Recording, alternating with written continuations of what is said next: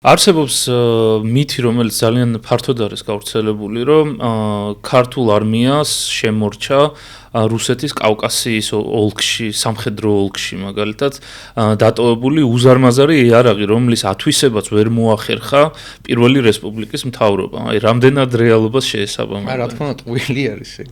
ანუ არის მითები, რომლებიც დღემდე შემორჩა და არის მითები, რომელიც მაშინვე მოკვდა. ძველი პროპაგანდა ადგილზე რაც ქონდათ, კლავდნენ, მაგრამ მაგალითად